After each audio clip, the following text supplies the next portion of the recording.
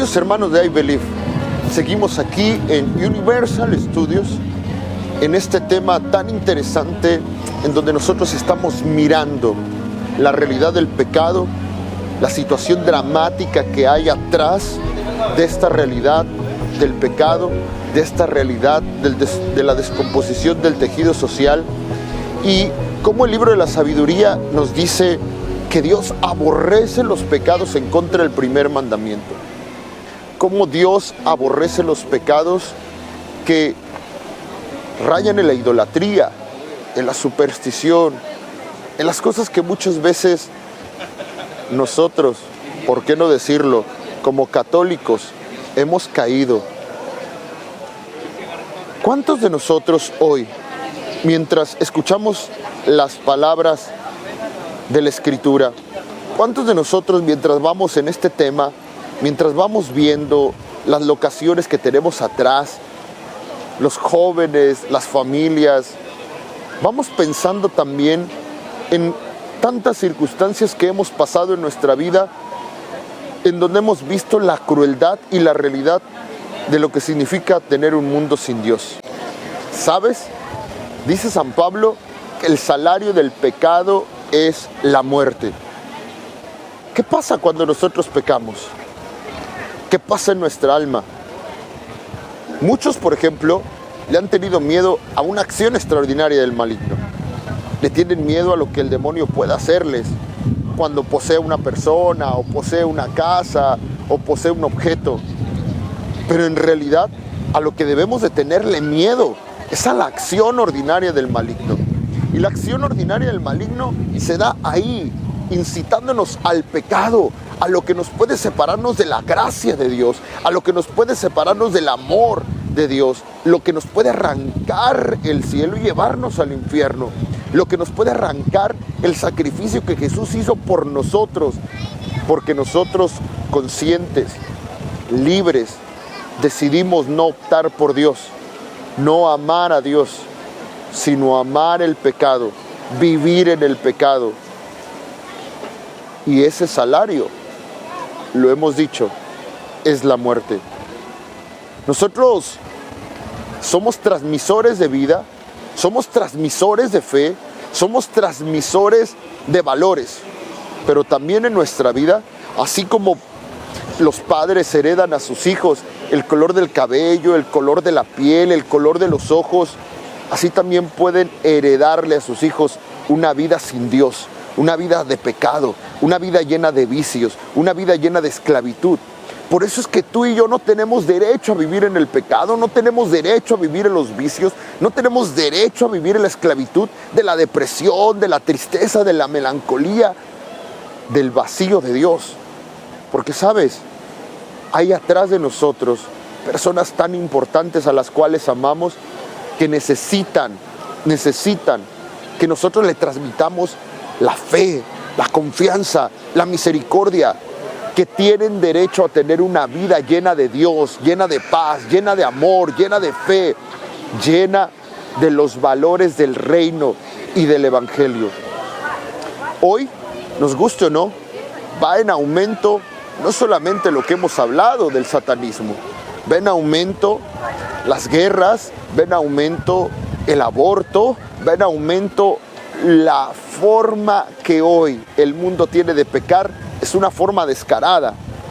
¿Cuántos padres vemos que abusan de sus hijos? ¿Cuántos padres vemos que abusan de sus hijas? ¿Cuánta pederastía? ¿Cuántas situaciones que escuchamos en las noticias en donde vemos cómo el hombre se va destruyendo a sí mismo y se destruye y va destruyendo también a los que le rodean, a sus hermanos, va destruyendo a todos los que están en este tejido social? Y a mí me llama la atención, por ejemplo, realidades concretas, donde veamos dos hermanos, por ejemplo, que nacieron del mismo vientre, que convivieron, que caminaron juntos, y que ahora no se pueden ver y se odian a muerte. Y cómo las familias van adquiriendo ese odio, como si verdaderamente fuera inyectado en sus venas, a través de su sangre y en su corazón, el veneno del odio, del resentimiento, del rencor. Pero ¿por qué el mal? ¿Por qué esta ausencia de Dios? Hoy me voy a permitir citar al Catecismo de la Iglesia. Y el Catecismo de la Iglesia nos enseña algo muy interesante. En el numeral 386 nos dice: el pecado está presente en la historia del hombre. Sería vano intentar ignorarlo o dar a esta oscura realidad otros nombres. Para intentar comprender lo que es el pecado, es preciso en primer lugar reconocer el vínculo profundo del hombre con Dios. Porque fuera de esta relación, el mal del pecado no es desenmascarado en su verdadera identidad de rechazo y oposición a Dios, aunque continúe pensando sobre la vida del hombre y sobre la historia. La realidad del pecado, y más particularmente del pecado de los orígenes, solo se esclarece a la luz de la revelación divina. ¡Wow! Para poder comprender la gravedad del pecado, para poder entender lo que realmente es el pecado, lo primero, dice el Catecismo, que tenemos que entender en nuestra mente y en nuestro corazón es la relación tan hermosa del hombre con Dios. ¿Sabes? La dignidad que Dios le da al hombre, la dignidad que el hombre tiene delante de Dios. Si verdaderamente nosotros pudiéramos profundizar, si verdaderamente nosotros pudiéramos comprender cómo Dios nos mira, cómo Dios te ve, lo que Dios ha hecho por ti, que no escatimó ni a su propio Hijo para darte la vida. A mí me llama la atención una de las parábolas de la misericordia que se encuentra en Lucas, en el capítulo 15, donde habla de una mujer que perdió una moneda de pequeño valor. Y aquella mujer que perdió la moneda de pequeño valor saca todas las cosas de su casa, va rascando, moviendo para poder encontrar esa moneda de pequeño valor. Y cuando la encuentra, sale y toca y hace una fiesta porque ha encontrado esa pequeña moneda que tal vez no tiene valor para los demás. ¿Sabes? A veces para los demás no tenemos valor. A veces para nosotros mismos ni siquiera sabemos lo que valemos.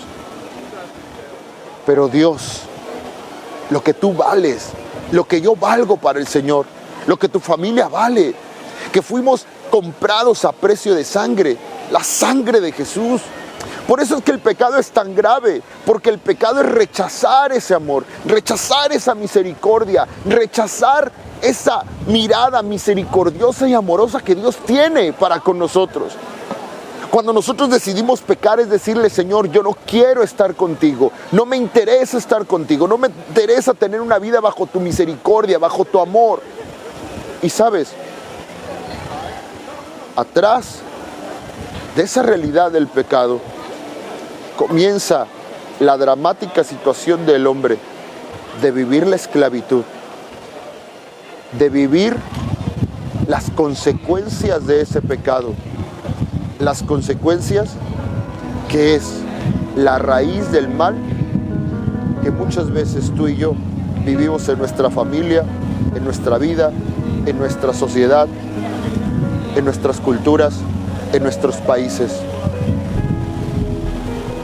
Yo creo que hoy, desde donde tú me estás viendo, es momento de hacer conciencia y decirle, como dijeron los grandes santos: Señor, antes morir que pecar.